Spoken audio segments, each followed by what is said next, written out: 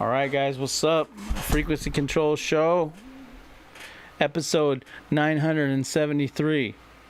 Today is the official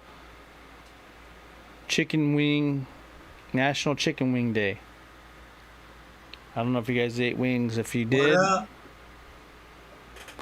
put a comment in the comment section of what type of wings you made today.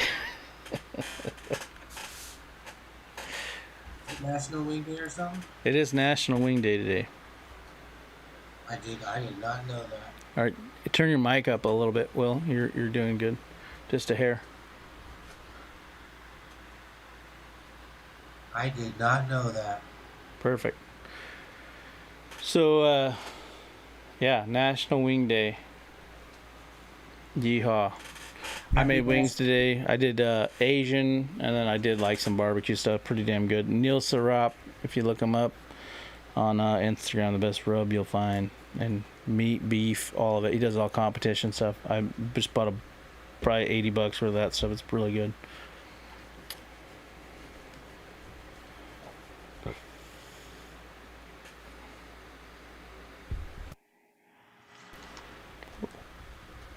Yeah, man, we were talking for a long time before this one. Jeez. Number one. If you were looking for us at 8 o'clock, it's 2.5 hours later. For those that might have, been wanting to watch us at 8 and we're showing up late. Way late, yeah.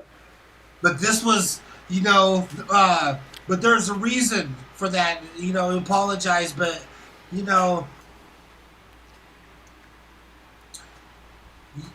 have to really be selective in the end who you surround yourself with, and, I'm extremely lucky for these podcasts. I don't like that word. These shows. I'm extremely grateful for these shows because, Robert's the only one I really have in my life that I'm clicking with. He's my successful friend. He's the guy I click with to continue growing. He's a guy I can,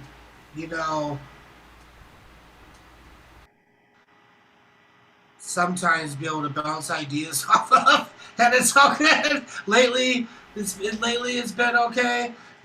Sometimes he does get frustrated and be like, oh my gosh, La La Land stuff. But, but especially today, though, us talking and stuff is monumental. These shows are monumental to me. This is my recharge of the week, and plus we love talking about this material, but the reason why we're late is because we talk and we kind of have conversations before the show. But today's particular one, that's 2.5 hours late, was just such good information and feedback of me personally, some of the things I'm doing, like this comic book I'm into, trying to finish up these other things that I need to get done first to really put more time towards a comic book. But we're talking about, he's breaking some things down, some ideas that he has just off the cuff, and the look of things, comic book, the look of maybe what the pictures and pages could look like and correlate to the story.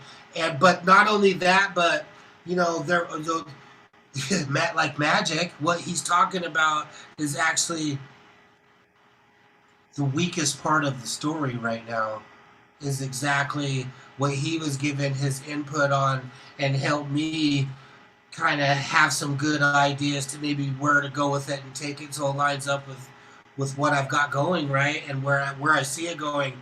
But just so monumental that it's just, how can just today, and we haven't broken it down for a long time because we've been talking about it, but this is just how important these shows are. I have some more information of the weakest part of my story today.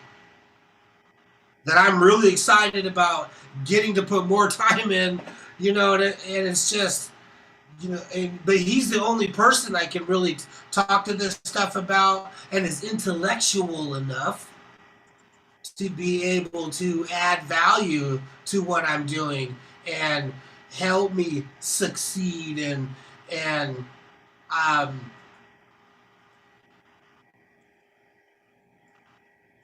I thank you for being you, man. And I'm glad, I'm glad he's my homie. I'm lucky, to have this guy as my homie, man, because I don't click with a lot of people mentally, imagination wise and stuff. Most people think I need to be in a straitjacket and locked away, which would be a great story, right? So, because that's how I think in And they'd stories. be right.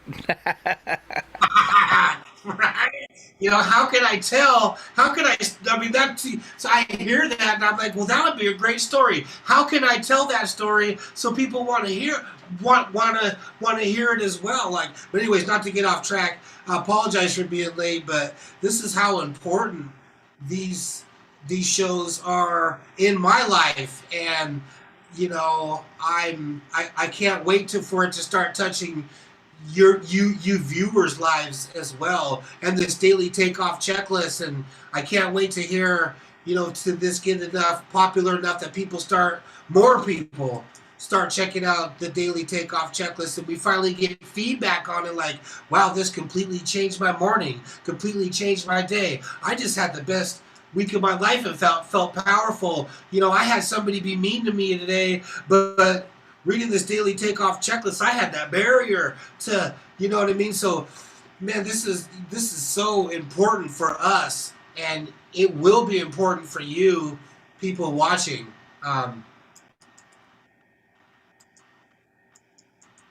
So like, subscribe, comment. No, I'm joking. Damn, I'm joking. I'm joking. It's already so late. It's like, jeez. But Yeah. man, I just kind of start with that a little bit, man. You got to be careful who you surround yourself with, and actually, if you really start lining up with what you're doing, people will the less involved people to get it done will start fading away. Yeah, I'm down to like nobody. Right? My wife's like, "You have no friends." I'm like, "Well, nobody's on the same page as me." Like, no, man, no one thinks like, because we might not be quite. Now here's the we thing: need to probably network a little bit more. We need to get. Yeah, we're not socializing in those circles quite yet. To have it like, I'm inspired, right? I'm trying to have conversations where I'm like, oh my gosh, I can't wait to go home and apply that.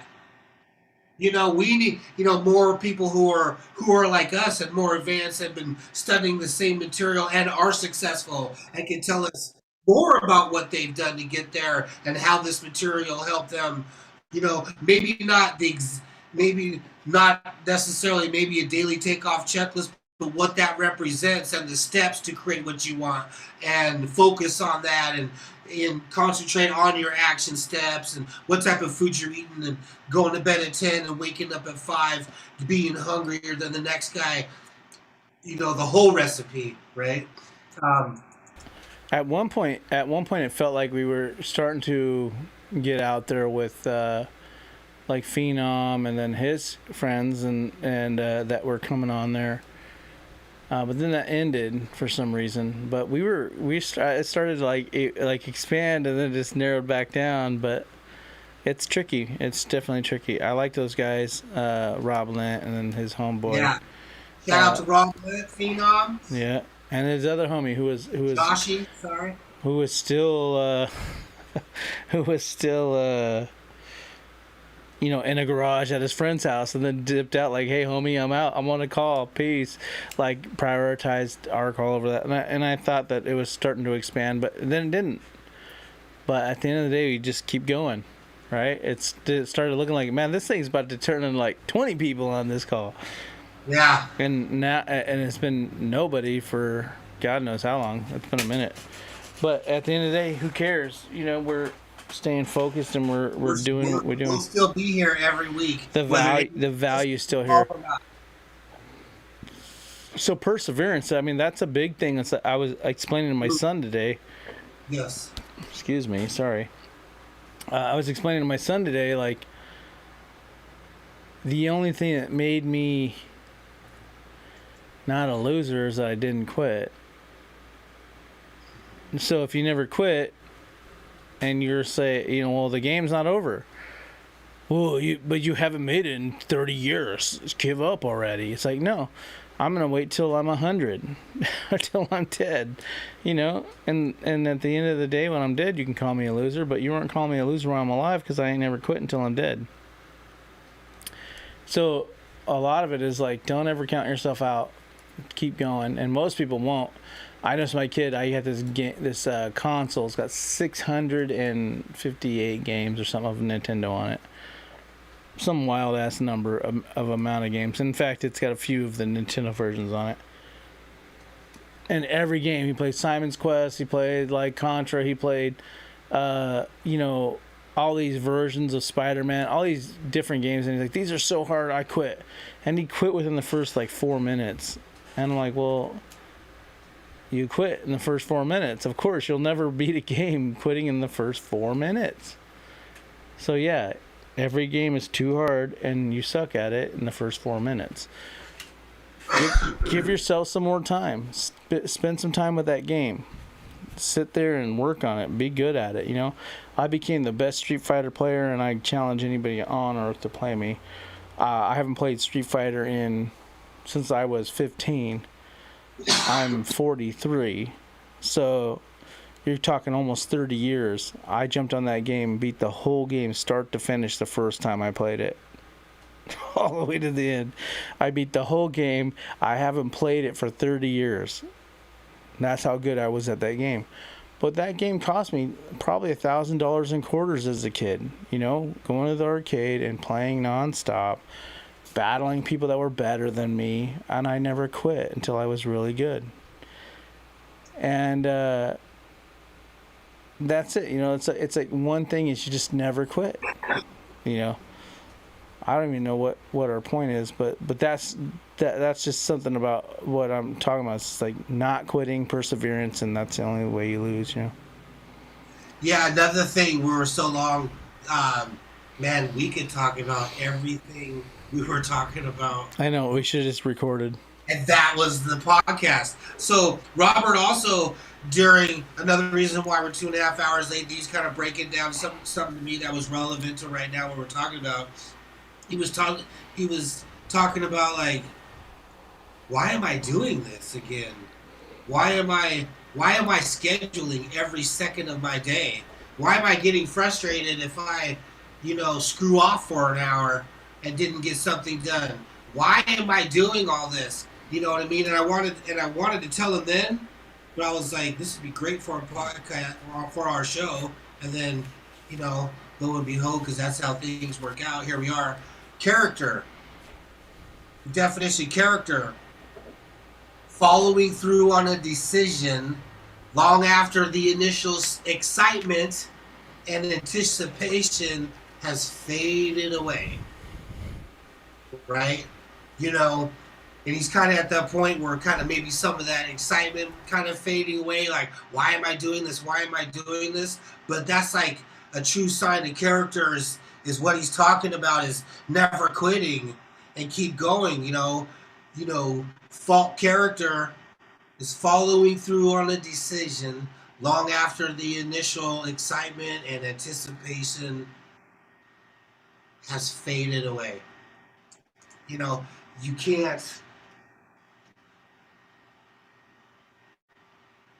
And this is why it comes back to it's a lot better if you find something that you enjoy doing, because it's a lot easier to keep going on something that you enjoy doing it.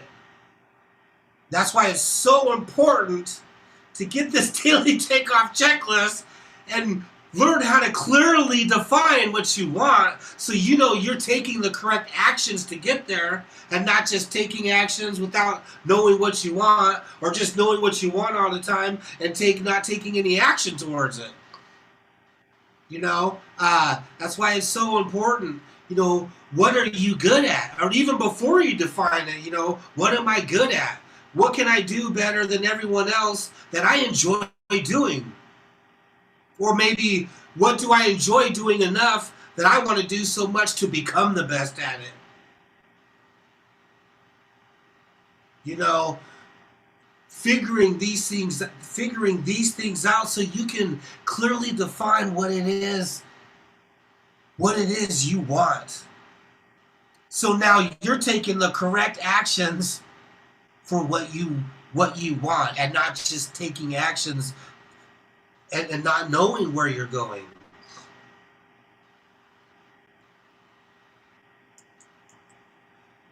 Super man. Every This is my favorite day of the week because I get to talk about now. Don't get me wrong. I am talking about this every single day. Every single day, I am talking about what we're talking about right now in this information and mindset. And you know what people do? People are scared. They are scared to say something wrong. Like, I don't think I can make this sales go. Whoa, wait, Will, and I'm already standing up. Like, what? You know what I mean? But they're getting it, right? They're actually starting to think different because I talk about this stuff so much, But when I'm here, I get to talk to that stuff to someone else that likes to talk about this stuff and understands the stuff. It's like my kids. I'm hiding from it. It's like my kids. They're like, but I can't, Dad. As they know in this household, can't is not a word. Impossible is not a word. It doesn't exist. I don't ever want to hear you say it. And I said it's a bad word, like the F word. Don't say that. Do not say can't if you didn't try and didn't keep trying for the rest of your life. There is no such thing as can't or impossible. And I believe in that 100%. Don't say that. That's impossible. Well, did you try it? No. Well, how do you know? Yeah. It's so advanced, it's simple.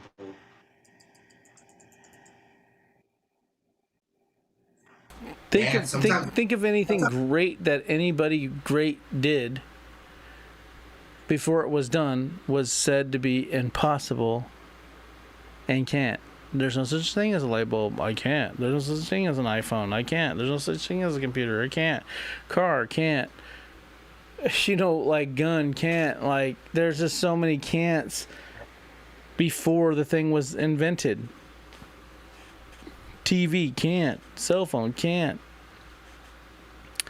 But then someone could, because they just did and they tried and they didn't put can't in their vocabulary. Right? It's the craziest thing. Everything that existed at one point was I can't. It's impossible. Everything. Wheel, car. We make human beings out of nothing, out of pure passion. And a human is born. Everything's possible if you think about that.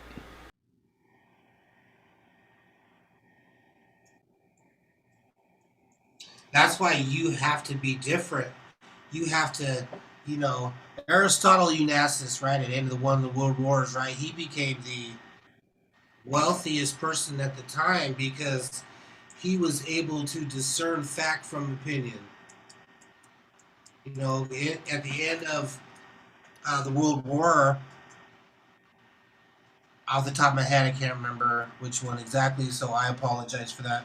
But in the World War II, right? Because of because of the war and all that, nobody was shipping anything,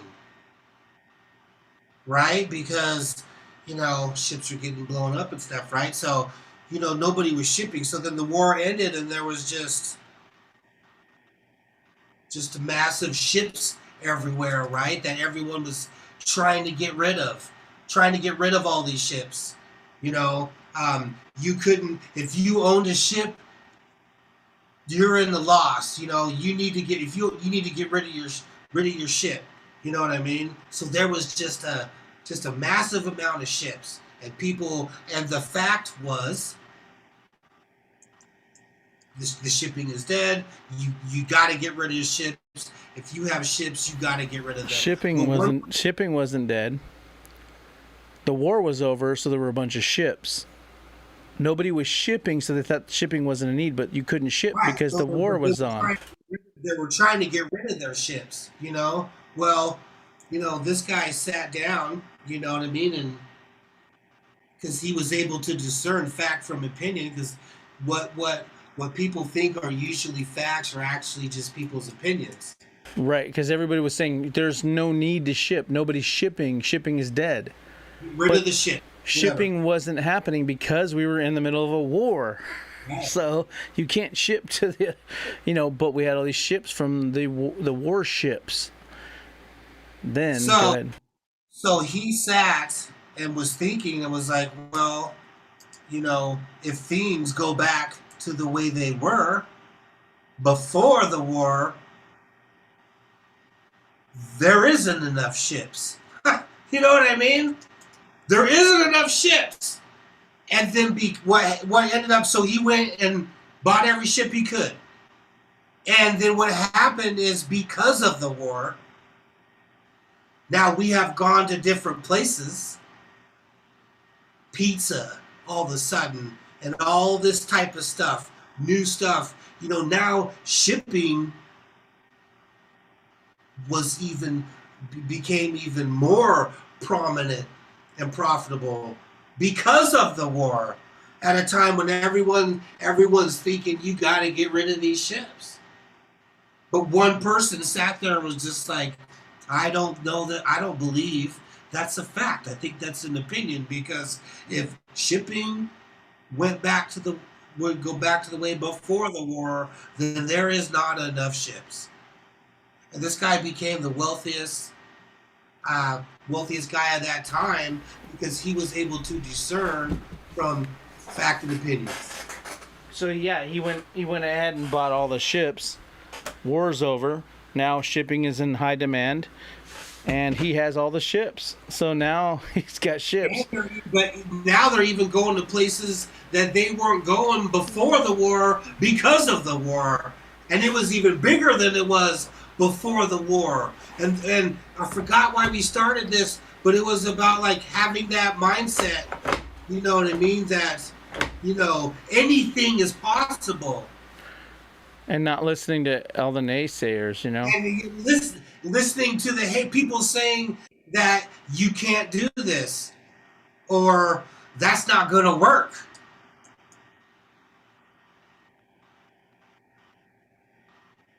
There's always people that are going to tell you that what you're doing isn't going to work.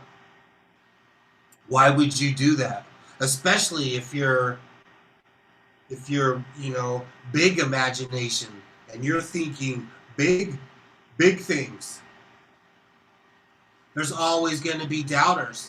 There's always going to be people hating. And you have to be able to separate yourself from those mentalities. Anything is possible. Not everybody believes they can move mountains. And that's why very few people move mountains.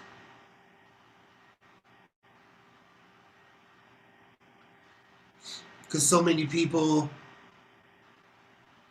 don't believe. And the people who are like, well, there's no way you could just move mountains. by just by saying you're going to move a mountain, or you know using your mind, or dialing in your thinking and dialing in your actions. And those people are confusing belief with wishful thinking, because you can't wish yourself to success, but you can be successful.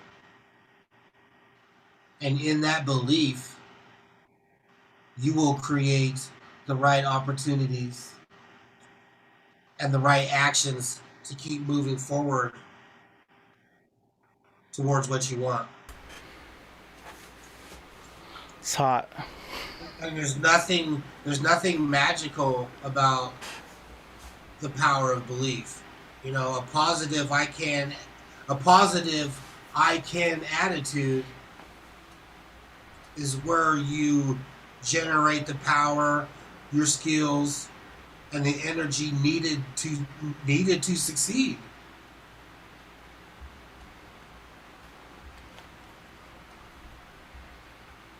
Your positive attitude generates what you need to do to succeed.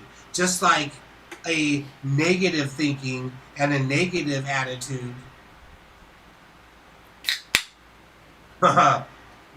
you will generate failure habits, failure skills. It'll ruin a whole day. I mean, you can do that.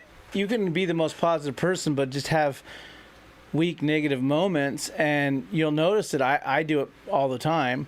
And it's like I'm ripping. I'm staying positive. I wake up. I do my daily check off type thing, basically by heart, and I'm winning. And then a day will come, and I'll have a hour creep in of negativity, and then I'll ride that negativity wave, and it'll take over my whole day, and I'll get zero done. And I'll do more negative things. And it's like that crazy, like literally take over the whole day, and next thing I'll sit around and eat a I gallon of study ice cream. this stuff. We talk about this stuff. We have a podcast about this stuff. Every time I step out my door, I'm taking opportunities to talk about stuff. I hear people saying things. I'm touching customers I work with, customers' sons who are going to college to be doctors. I'm like, I'm dropping gems, and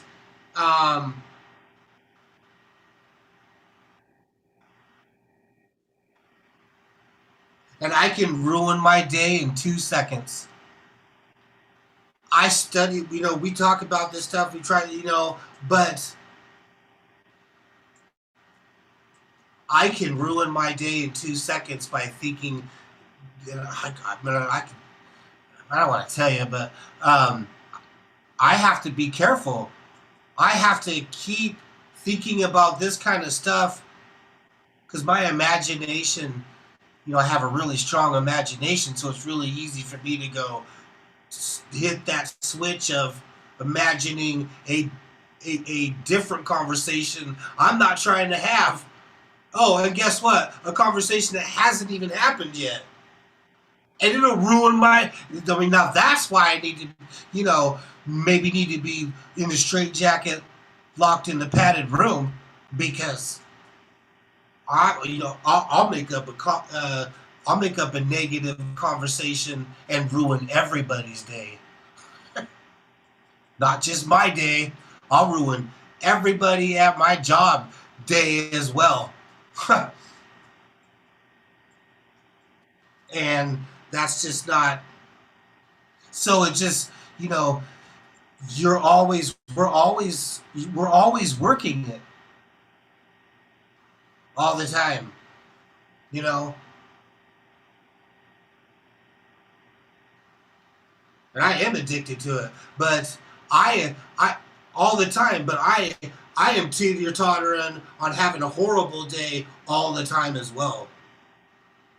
One person can say something wrong to me, and sometimes I can be in the moment and make the decision on how I'm going to respond. But there's so many times where I'm automatically like pissed. Especially battling Any what you moment. especially battling what you know best. What you know best is negativity. What you know best is the wrong way to handle things. It's more natural to handle something organically, and what we do as animals is react with violence. A cat to another cat doesn't go, "Oh, I've got to take the high road." It says, "Hey, my nature is to just smack the shit out of you with this claw." And let's get crazy, right? A lion, a dog, that's our nature. I had a guy today. I pulled in to drop some packages off from my other business, and I went in. I pulled into the parking spot. I think maybe he thought I came in quick to the spot. Thought I was in his car, but he turned around and looked at me all buck. And I got out of the car like, "What? Let's go!" Like, and just completely forgot all this material, because my natural pathway is like, you want some funk? Are you asking for a knuckle sandwich like 15 times in your face, an elbow, a knee? Because I have that for you, and I had to literally go, whoa, dial it back. That's not what I'm trying to do, but I have to. It's what do we talk about? Conscious thinking and then subconscious thinking, right? Of the awareness piece, and so I'm consciously thinking of what I need to do based on this information. Subconsciously, I go with what I've known for my whole life. I'm 43, so 43 years of what I know, which is just straight throw an elbow in your teeth and take them out. Now that's what I know. That is natural to me. To operate high road is a trained thing for me, and reading, and of course I did get there, but immediately the instinctual piece, because we are animals, is another animal raises its chest and flares itself out to you. You either cower or you go ham, and you handle that. And I'm a person who will handle that. I don't care if you're Jesus himself. I'm going to attack you. You're not going to flare your chest up to me. I'm going to hammer you. This is never going to happen where I go, oh, wait. I'm just not that guy. But now, with this information, I'm not trying to be that guy, because being the other guy, all of a sudden you fought Jesus. Oh, great. Good luck, buddy. But at the same time, it's like, it's a learned behavior, and it's not natural. So, same thing with being angry, acting out, being negative. We're way more easily negative, easier to not believe something than believe something large, easier to act crazy. It's easier. The least path of resistance is always don't believe it. Get angry and flip out.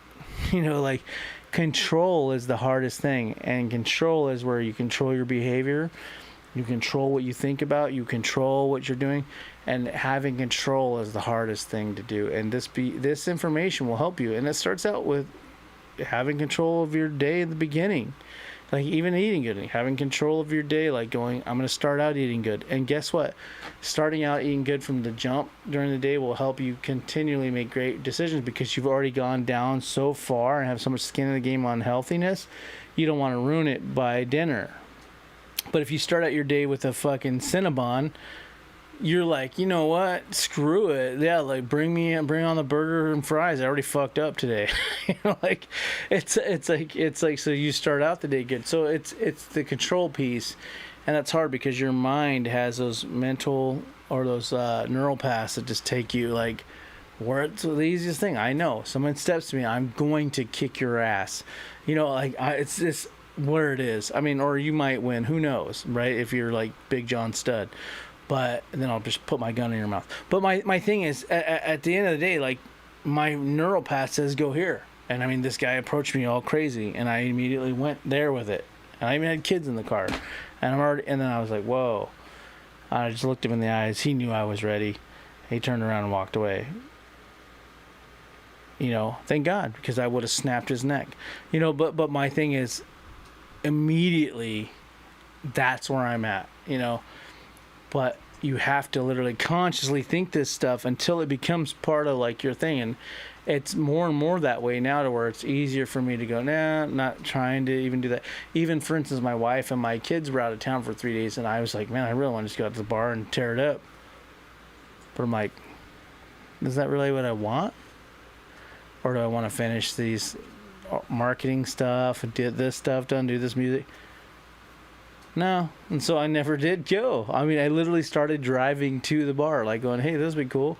I'm like, but that doesn't align with what you're trying to do. And that control piece, where I've learned to control what I want, understanding what I'm trying to achieve, turned me around and had me going back home to dialing what I'm doing, and I actually have a pretty successful last couple days. First day, I just binge watched graffiti videos and I didn't do anything else, but I justified it as like, hey man, sometimes you just need to have zero expectations of yourself and just chill. You know, with the wife, you know, it's always going to be, she comes home and, you know, they're going to have, your significant other is going to have expectations as you would your roommate or whatever, or your kids are going to need food. Now I have zero things telling me to do something other than myself. I'm just going to chill, and still feel like crap. But yeah, there's something to be said about this information and your belief system and what you can do. But it starts out with starting your day off right. And again, we always go back to that daily checkoff sheet. That's setting your day off right, and it kind of spells out the mindset. You know what I mean? More than starting your day off right, which is important and probably the most important. But a caveat to that is the mindset. Setting yourself up with the right mindset for the day. You know, your day's set up with like, man, I want to win. I want to be a winner. I'm trying to do this. And I'm awesome. And high five to myself. Setting yourself up for the day with the right mindset is massive. You know, it's not just setting up your morning, but it's setting up your mind. And it will help all future decisions that day. But that's why it's called the daily checkoff sheet and not the monthly checkoff sheet. Because you gotta constantly remind yourself of these exact things. It's a constant reminder. Why? Because naturally we go into those old grooves, those old behaviors, those old habits are easy to step into because they're the most natural to us. And some of those behaviors are instinctual, i.e. fighting. You know, those are instinctual things. And so you got to constantly keep reminding yourself of this information that's different than that. We are intellectual human being. We're able to change our behaviors because we are smarter as a human. But we need to remind ourselves because we are still animals. So you automatically go to animal instincts: fighting, acting an idiot, eating, laying around like a cat. So we have to force ourselves to think like a machine, you know what I mean? And think of ourselves positively and do these things because naturally we're not that way. We're an animal. You know, look at your fattest cat laying around, eat some food, lay around. It ain't trying to build a new business. It ain't trying to like start a new thing. It's like, I'm chilling, dude. Like I'm gonna eat some food and just max all day. That's what a cat's gonna do. That's what a dog's gonna do. That's what a hippopotamus is gonna do. That's what an elephant's gonna do. That's what a lion's gonna do. That's what an eagle's gonna do. They're just chilling half the day, right? Humans are the only people like, yo, I gotta fucking build the next Apple. You know, I gotta build the next freaking Microsoft. You know, like, we're that person. We're intellectual like that, to where we can trick ourselves into being out of the behavior which is normal in our nature. Daily checkoff sheet is like daily because it's a constant reminder, and at the best time in the morning. A constant reminder to yourself every day, because we forget by the next day. Hell, we forget 2 hours later. Daily checkoff sheet every day. Constant reminder, because every day is a new behavior, a new style. Because guess what? A murderer lives for as many years as he does as not a murderer until he is a murderer. And on that day, he's a new person with a new behavior. You're like, it's so crazy. Jimmy didn't do nothing to me for 33 years. And on 33 years and 10 days, he killed me. It's like you don't know. Like every day is different. So every day you have to remind yourself of these things. So it's a daily checkoff sheet. So again, that's going to help your belief system. A big part of that, the morning blast, helping you believe in yourself. The how to achieve the things you want always comes to those people who believe they can do it. If you don't believe you can do it, then you're not going to discover the steps to achieve what you want. Yeah, it is that I'll believe it when I see it thing. It's like, no, you'll see it when you believe it. You got to believe it to see it. You think that Steve Jobs waited till he saw an iPhone in his lap before he believed that it was possible? No, he had to believe it before he was able to, manifest it, make it happen.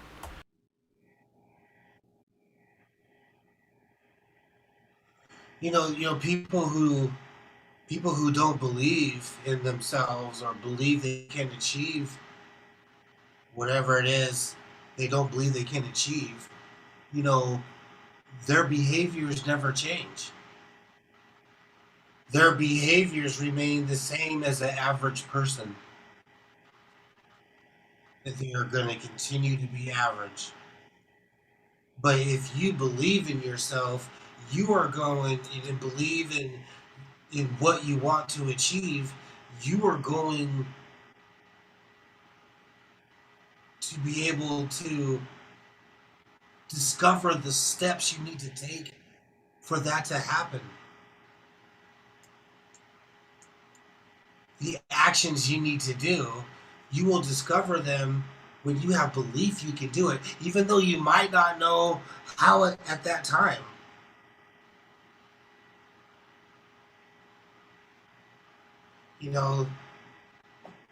Disbelief it's like a negative power. You're thinking doubt and failure instead of thinking, I'm going to win. I'm going to succeed. Because when you're thinking doubt and failure, what are your habits? What are your actions going to be? What are your habits going to be? Failure habits. Your actions are going to be actions that keep you at the same place, unsuccessful. I think that too, like disbelief, it works against you in the sense that if you don't believe it, you don't even try. And so if you don't try, then it's for sure never happening. So if you can't believe it, if you didn't believe you could jump and dunk the basketball, would you even try? No, because you don't think you can do it. So why would you dick around and jump around at a frickin' hoop trying to dunk a ball? You would just be shooting the ball, and you would never go. And you might be Dikembe Mutombo, but you're like, yeah, nah, I don't know. I don't think I can jump, and you just shoot the ball all the time going, dude, you could literally stand there and put the ball in the hoop. But you don't believe it. If you don't believe something, you're not going to try. Like, I don't believe I can get to space. Guess what I don't do all day? I don't think about going to space. He doesn't figure out ways he can get there. Yeah, I don't even try. He's not even thinking about ways he can get to space. I don't even try. I don't even think about going to space. I don't even try. It doesn't even pass my mind because I don't believe it. And so that's the exact thing. If you don't believe it, you're guaranteed that it doesn't happen. So that's the biggest thing. If you want something not to happen, then just don't believe in it. Your disbelief is something that's like the reverse button on something. It's like you want progress and just don't believe. Think Martin Luther King thought like, hey man, I'm going to go so hard that they're going to take my life. Malcolm X, they're so hard. I'm going to so hard they're going to take my life. Even though, social injustice and the racist shit today is still insanely crazy. Now it's just more covert than ever. Now it looks like there's no racism, but racism is equally as heavy as it was before. It's just more secretive, right? It's like knowing your kid's going to do something, and then he's like, well, now I just know to be more secretive, but I'm still doing equally as amount of shit that I was doing before. I'm just now more slick at it. So racism's just more slick. However, Martin Luther King, Malcolm X, they believed they could do something, and if they didn't believe it, they would never have risked their life and where their lives were taken for it. It's like they had to believe that. If they didn't, they would be like, hell no, I'm not going to lose my life. And they were able to at least get something to where people could at least have some sort of dignity. Sure, you know, a black person has to know that, hey, just because I stand here and I'm black, I already know there's probably some fucking low-key racism happening in that person's head, and then I'm gonna have to prove myself as a good person until that person accepts me inside. You know that you have to overcome that hump that isn't even visually possible. The person's still acting cordial to you, nice to you, but you have to overcome this hoop, and then eventually they accept you, and then everything's cool for the next however many years, and you might become best friends. But there was something at the beginning where they judged you. You know, like that is still there. But I'm not trying to get on a race thing. I started going that path, sorry. But my point is that Malcolm X, Martin Luther King had to believe that they could persuade change. And they did. They did, to where you were able to drink in a fucking water fountain and go to the same restroom as other colored people, you know, like white people or whatever. And it's like, it took them hammering that shit, dude, and they gave their life for that, but they had to believe that was worth it. You know, it's like, if they didn't believe it, they wouldn't even have tried, and we probably still have the same racial crap, because if you had nobody actually be the forefront of that shit, you would still have black people drinking out of water fountains that says colored. You would still have colored bathrooms. You would still have all type of inequalities. Now at least there's a black president, or half black at least, a black female president who might actually become the president if Biden dies. But like you have these opportunities. Is racism still there? Racism will always be there, because racism is an opinion, and people are always going to have an opinion. If they feel like black people are bad people, they're going to have the opinion. If we think that we're going to change people's opinions, you're fucking crazy, because an opinion is just that. It's an opinion. It's like an asshole. Everyone has one. It's just an opinion. And someone's opinion might be that I hate Haitians, or I hate Mexicans, or I hate... You know, you're not going to change that. You're not going to change that.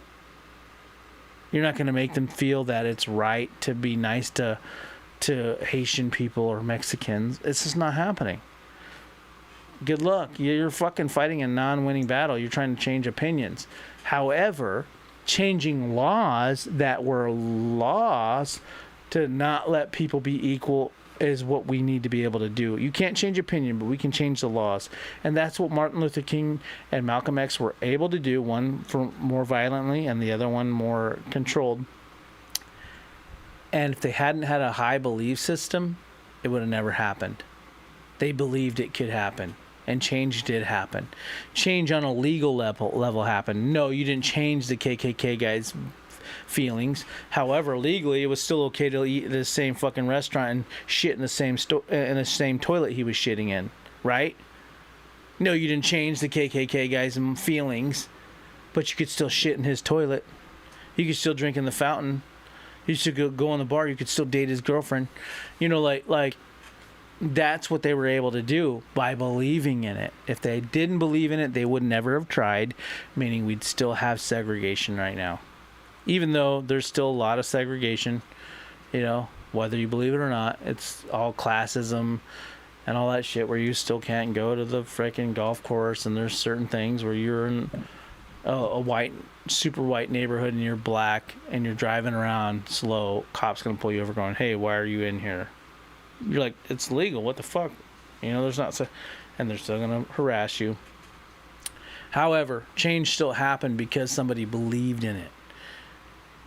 if you want anything to happen, it will or won't happen if you believe it or don't. If you don't believe it, it won't. If you do, it's now you have a chance. And then now you got to do the fucking work, which is the action.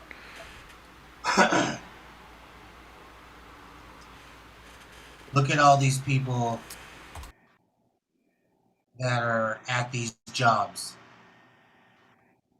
Everybody working there has a job there. But some people move up to be managers, and some people never move up to be managers. So how come everybody doesn't move up to be managers? Because the people that move up believe the people that move up believe they can move up. So they figure out what they need to do to advance. They figure out the steps they need to take to move up. The people that don't believe they can move up, they never do anything to move up. They never discover the steps to move up. They never figure out what they need to do more, what they need to do better. You know, that they need to do their job and the guy above their job, right? You know what I mean? Like, you know, they don't come to the right conclusion or the right steps to be able to move forward. And it's kind of depressing because there's so many more people that never move up compared to those that do. And it's exactly why we're having this show every week. Because that's horse. That's BS. And that's got to change, man. You know, that has to change. So go into the story of the 4 minute mile or whatever that was. You remember that? If not, I'll do it.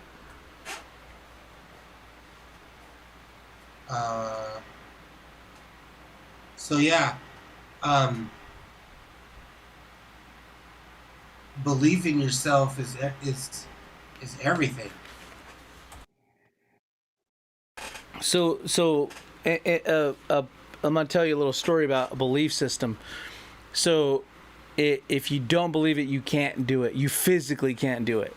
So and especially if it has never happened before, it makes it even harder. So, and you can look this up in the books, any books, history books. So I'm gonna, for lack of better memory, 4 minute mile was never achieved before, and nobody could hit it. It wasn't even possible, and everybody tried really hard, but nobody had done it before. So nobody could hit it, and it was considered impossible. And it's not going to be exactly 4 minutes. You can Google this, but it's something in the history books. A certain amount of point that nobody could hit at a certain point, and nobody would. And then all of a sudden, somebody hit that 4 minute mile. After the 4 minute mile, where nobody could hit that before, in 2 weeks, 6 or 7 other athletes had hit that mile marker, because once somebody did it, it was believable that, oh my God, it's possible.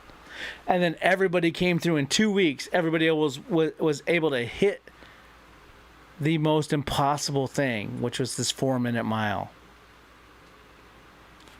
But before that, it was considered there's no fucking way humanly possible that we could hit that mile at 4 minutes. One person nailed it. Everybody else was like, oh, it's doable. They opened up their belief system. It's the only thing that changed. And in 2 weeks, you had 7 other athletes hit that fucking 4 minute mile. A record. A considered impossible thing. It's true on so many levels, because now they could believe it, because they could see it, right? They were able to see it. Now it's like, oh, it is possible. Pff, they nail it. Before that, it was like mentally they had to like have a better mentality. And the guy that did it first had to have a greater mentality that I know I can do this, I believe it, and it will happen. When everybody said there's no freaking way, it's physically, humanly impossible. Finally, one guy hits it, and then 7 other athletes nail it, and within a 2-week period, all these guys hit that record that was considered impossible before that. There's a mental barrier in your head, and if you can't get your belief system right, you will never achieve anything. Because your mental, if you can't, it's like, have you ever worked out and you're trying to catch that last rep and you're trying to get one more, but in your head you can tell you gave up? Mentally you said, nah. Your physical body will not push that weight up. Because once your mind said, nah, fuck it, it literally is like impossible to push that weight up. Once your mind says, "No, I'm done. I'm done. I'm done." You start and you go, "I'm gonna try another one." Nah, fuck it. That weight will not come up off your chest. You know, your mindset, your belief system, it is more important than physical ability. Look at these people that are paralyzed or cripple and they're still achieving some amazing shit. It's all mental. Mind is the most powerful thing on earth.